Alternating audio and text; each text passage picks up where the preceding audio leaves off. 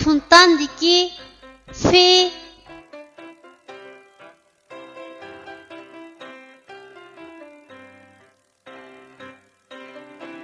Bu harfning talaffuz qilinishi mundaq. Fe.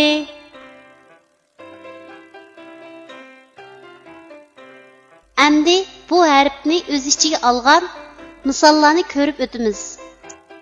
Fe'ning beshidan ulinadigan shakli. Misol: Fikkus darxi. Fe'ning bosh va oyog'idan ulinadigan shakli.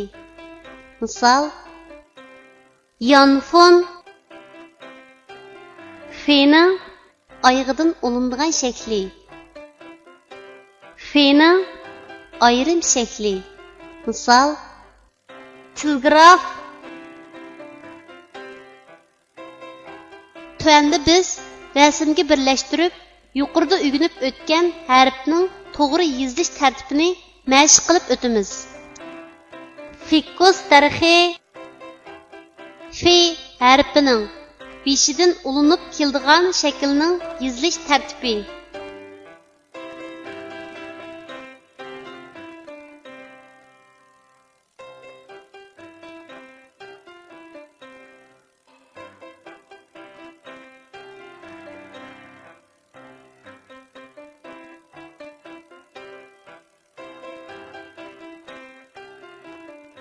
Yanfun.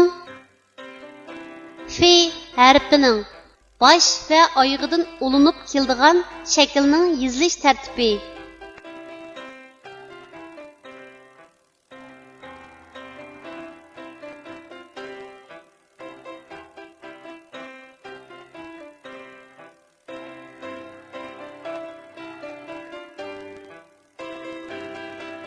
Fe harfining oyog'idan ulinib keladigan shaklning yozilish tartibi.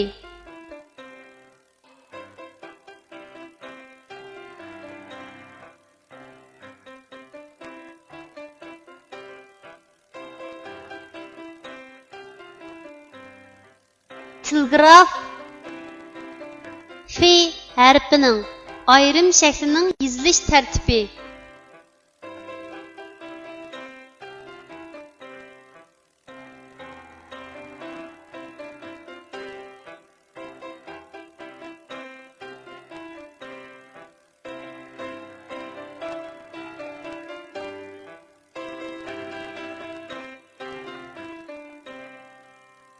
Eskertish. Fe harfi asosan tahdid so'zlar va chet el tilidan qabul qilingan so'z atalg'ularni, ismlarni yozishda, o'qishda qo'llaniladi. Kichik do'stlar, tuandagi so'zlarni menga aytib o'qinglar. Fo, to, foto, fun, tan, fontan, far, fur, farfur, ni, fit, nifit, af, ri, qa, Afrika, Fran, si, ya, Fransiya,